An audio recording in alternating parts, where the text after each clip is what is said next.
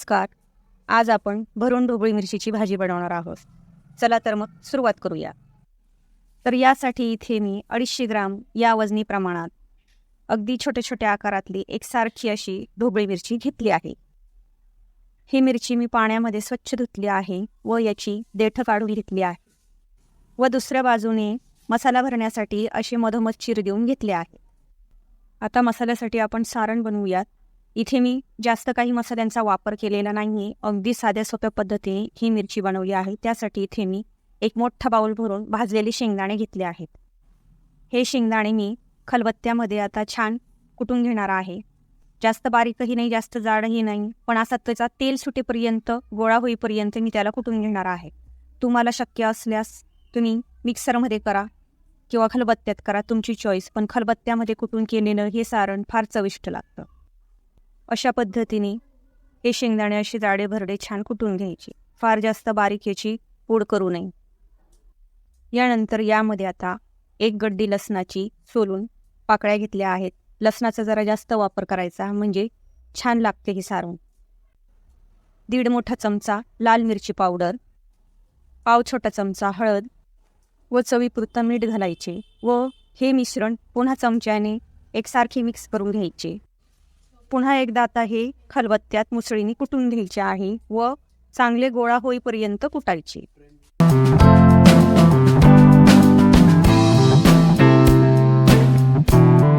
हे बघा किती छान सारण झालेलं आहे आपलं तयार. आता ही चटणी तुम्ही नुसत्या भाकरीसोबत किंवा पोळीसोबत या चटणीवर तेल टाकून जरी खाल्लं तरी काही हरकत नाही. एकदम बेस्ट लागते ही चटणी. पण मिक्सरपेक्षा खलबत्त्यात कुटलेली चटणी अगदी चविष्ट लागते. तुम्ही एकदा ट्राय नक्की करा.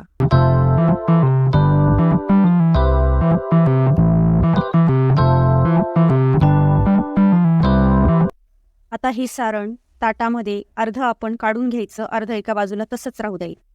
आता एक एक ढोबळी घ्यायची व त्यामध्ये हे सारण भरायचं. ही सारण भरताना मात्र ढोबळीची चिरलेली जी प्रत्येक पाकळी आहे त्या प्रत्येक पाकळीमध्ये हे सारण छान दाबून दाबून घ्यायचं. ढोबळीच्या आतील पोकळ भाग सारणाने सगळा भरून काढायचा आहे.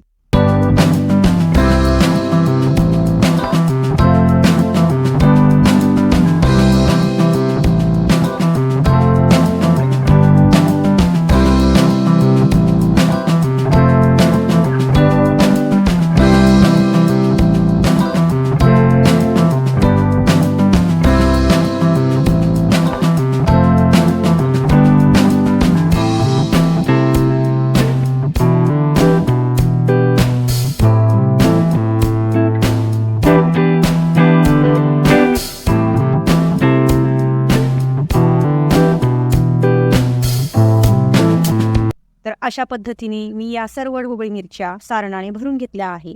आता आपण फोडणीची तयारी करूया.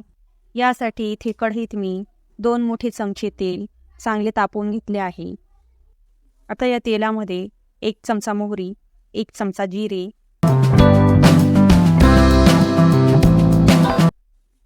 7 ते 8 कढीपत्त्याचे पाने, पाव चमचा हिंग टाकून छान फोडणी देऊन घ्यायची. त्यानंतर सर्व भरलेल्या ढोबळी मिरच्या याच्यामध्ये अशा पद्धतीने एक एक एक एक छान रचून द्यायच्या. भरलेला भाग हा वरती पाहिजे आणि देठाचा भाग खाली पाहिजे आणि गॅस अगदी सिम करायचा बारीक.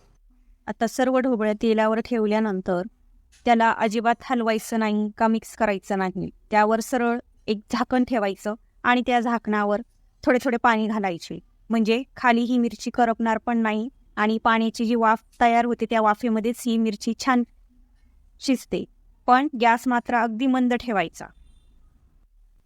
5 ते 7 मिनिटांनंतर झाकण काढून पुन्हा चेक करायचं व या मिरच्या सर्व उलट्या बाजूने ठेवायच्या म्हणजे आता दुसऱ्या बाजूने पण त्या अशाच शिजायला पाहिजे आणि पुन्हा त्याच्यावर झाकण ठेवायचे. पुन्हा 5 ते 7 मिनिटे ही मिरची वाफू द्यायची.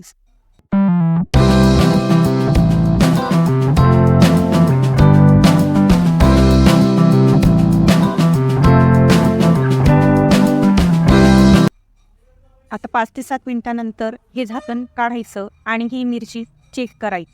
ही जवळजवळ शिजलीच आहे. आता या सगळ्या ढोबळ्या मिरच्या पुन्हा सरळ करायच्या आणि यावर उरलेला जो मसाला आहे तो टाकून आणि छान मिक्स करून घ्यायचा.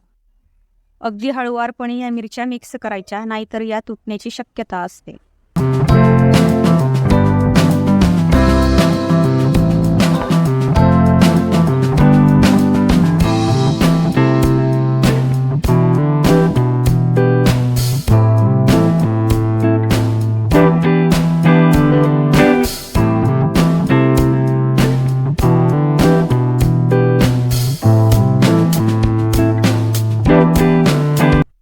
पुन्हा याच्यावर ते झाकण ठेवायचे आणि अगदी 2 मिनटं वाफ येऊ द्यायची.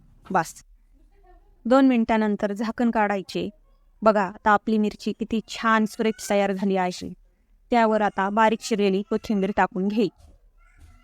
काही जास्त मसाले न वापरता आपण ही मिरची तयार केलेली आहे. एकदम भन्नाट चव लागते. अगदी साध्या सोप्या पद्धतीने पटकन होणारी. डब्यासाठी द्यायला तर या ढोबळी मिरचीचा अगदी साध्या सोप्या पद्धतीने अगदी उत्तम प्रकार हा बनून तयार होतो. तर मग कशी वाटली तुम्हाला आजची आपली डिश? तुम्ही नक्की ट्राय करा, तुम्हाला नक्की आवडेल. मग आजचा हा व्हिडिओ आवडल्यास लाईक, शेअर, कमेंट जरूर करा आणि आपल्या क्षुधा रेसिपी चॅनलला नक्की सबस्क्राईब करा. धन्यवाद.